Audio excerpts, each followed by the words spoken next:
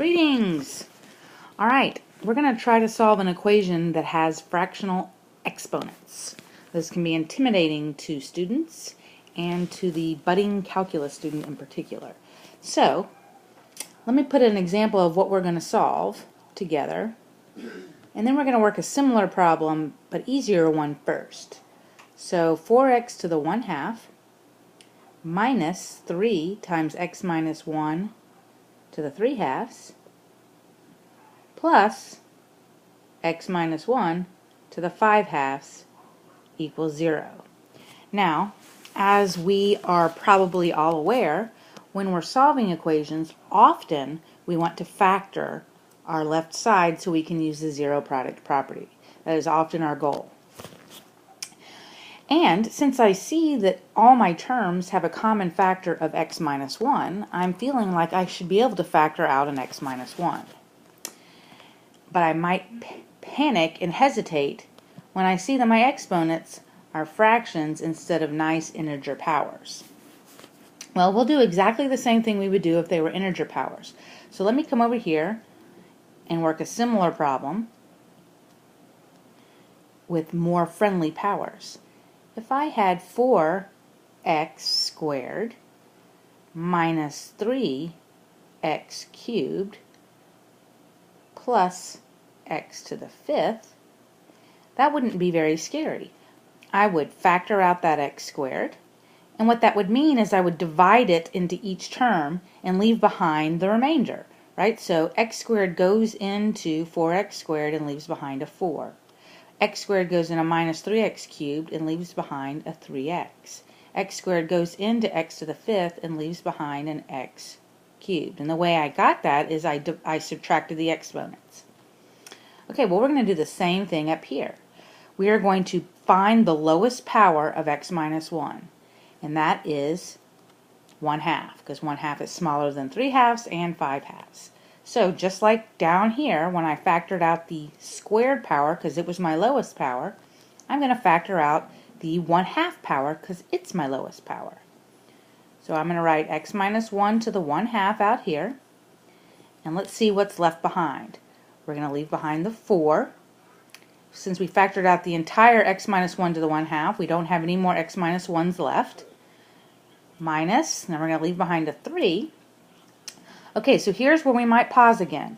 So if I'm going to factor out an x minus 1 to the 1/2 from x minus 1 to the 3/2, I'm going to be dividing that into x minus 1 to the 1/2 into x minus 1 to the 3/2, which means I'm going to subtract their exponents. So I should be left with x minus 1 to the 2/2, right? 3/2 minus 1/2 is 2/2. All right, now let's check this next one. So we're going to leave behind a 1. And we see we still have some power of x minus 1, and I get it the same way as I did before. I take 5/2 and subtract 1/2, and I get 4/2. And all of this is set equal to 0. So I have factored the left-hand side almost. Let's see if we can clean up what's inside these parentheses. So we're going to write our x minus 1 to the 1/2. We're going to leave that alone. And then we're going to write 4 minus 3 times, well, x minus 1 to the 2 over 2 is really just x minus 1, right? 2 over 2 is really just 1. Plus, and this x minus 1 to the 4 over 2 is really just x minus 1 squared. All of that's equal to 0. All right, I'm going to continue on simplifying inside these parentheses. So this x minus 1 to the 1/2 is still out there.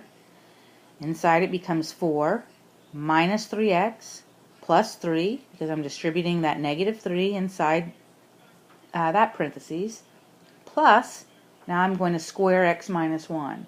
That gives me x squared minus 2x plus 1, all of that equal to 0. Let's see if we can clean up even further inside. My x minus 1 to the 1/2 is still there. So let's see, 4 plus 3 is 7. Plus 1 is 8. So my constant should be 8.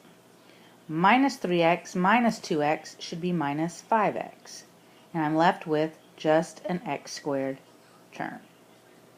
Alright, that equals 0. So now what I have is x minus 1 to the 1/2. I'm going to write this now in descending order.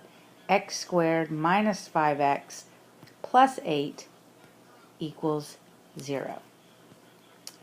Now, if I could factor this on the inside, I would factor, but a quick scan tells me that this is not factorable, right? As the factors of 8 are 1 and 8, and those together can't give me 5, and 2 and 4, also they can't give me 5. So, one way I could solve this on the inside is completing the square or the quadratic formula. But I also see that that positive 8 here as my C term is probably going to give me problems, and I'm not going to have any solutions to this. But we should go over here and check to convince ourselves.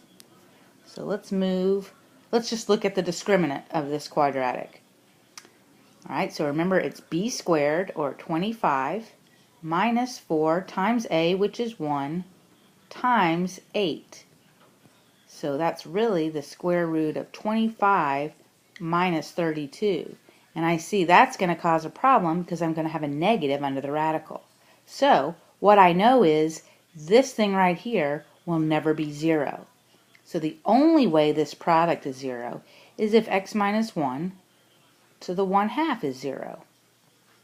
Alright, so I've simplified the problem greatly. I started up there, and now I'm all the way down to this nice, a simpler equation.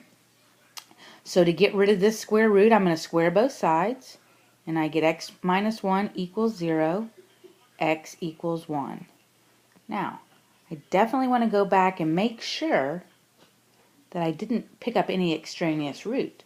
So I go in and I check, and I see that if I plug 1 back in up here, I get 0, minus 0, plus 0, which indeed equals 0. So I know that x minus 1 is my solution.